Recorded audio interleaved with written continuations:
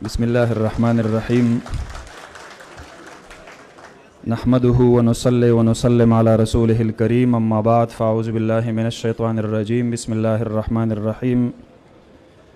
إن الذين يحبون أن تشيع الفاحشة في الذين آمنوا لهم عذاب أليم في الدنيا والآخرة صدق الله مولانا العظيم وصدق رسوله النبي الكريم ونحن على ذلك لمن الشاهدين والشاكرين والحمد للہ رب العالمین۔ وہی جواں ہے قبیلے کی آنکھ کا تارا، شباب جس کا ہو بے داغ ضرب ہو کاری۔ وہی جواں ہے قبیلے کی آنکھ کا تارا، شباب جس کا ہو بے داغ ضرب ہو کاری۔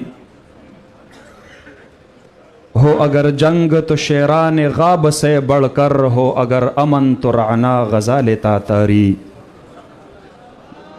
محترم و مکرم صدر مجلس اور ہمارے آج کے اس پر رونق محفل کے چیف گیسٹ مہمان خصوصی سینئر صحافی محترم جناب برادرم حامد میر صاحب، جمعیت علماء اسلام کے صوبائی جنرل سیکرٹری مولانا عطاء الحق درویش صاحب، deputy general secretary Asif Iqbal Daudzai صاحب،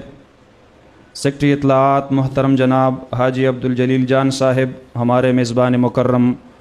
ارباب نجیب صاحب، اور یہاں پر تشریف لانے والے معزز مہمانان گرامی، میرے نہایت ہی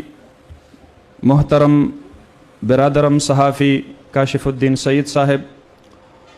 دیگر مہمانان گرامی، سب سے پہلے تو میں جمعیت سوشل میڈیا ٹیم صوبہ خیبر پختونخوا کو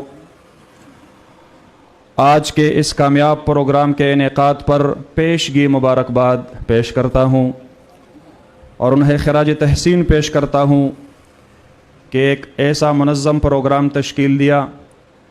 جس سے آج ہمارے نوجوان کچھ سیکھ کے گھر جائیں گے اور وہاں پر اپنی جماعت، اپنے کاز اور اپنے مشن کو آگے بڑھانے کے لیے سوشل میڈیا کو ایک ہتھیار کے طور پر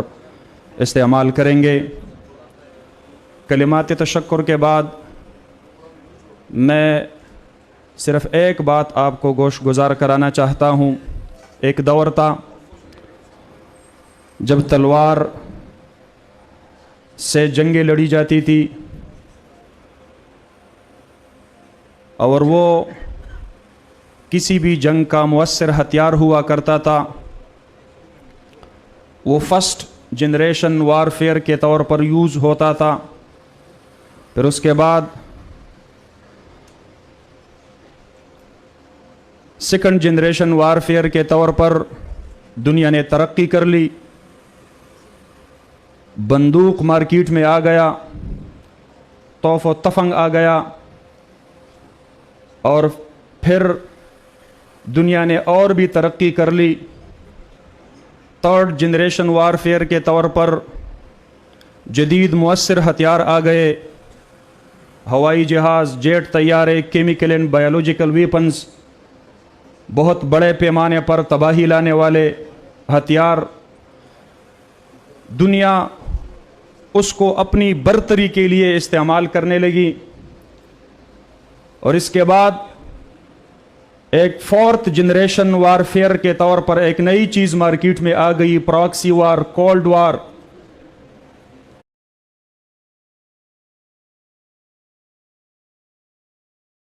دوسرے کو لڑا کر اپنے مقاصد حاصل کرنا، اور اس سے بھی دنیا آگے بڑھ کے ایک اور قدم آگے بڑھنے لگی، اور ففتھ جنریشن وارفیئر کے طور پر ایک نیا اصطلاح متعارف ہو گیا۔ ففتھ جنریشن وارفیئر میں آپ کسی کے مائنڈ سیٹ کو، اس کی ذہنیت کو جھوٹ کے ذریعے یا سچ کے ذریعے فتح کر لیتے ہیں، اور نظریاتی طور پر آپ اپنے دشمن کو اور اپنے مخالفین کو سائیکالوجیکلی اور اعصابی طور پر آپ اس کو مفلوج کر دیتے ہیں اور اپنے آپ کو فاتح قرار دینے کی کوشش کرتے ہیں۔ اسی سلسلے میں آپ نے سوشل میڈیا کی اہمیت کو سمجھنا ہے. ہم سوشل میڈیا کو اسی لیے استعمال کرتے ہیں اور کریں گے کہ ہم ایک نظریاتی جنگ لڑ رہے ہیں. مذہبی سیاست اور اس کے فوائد اور اس کے ثمرات جس سے اکثر لوگ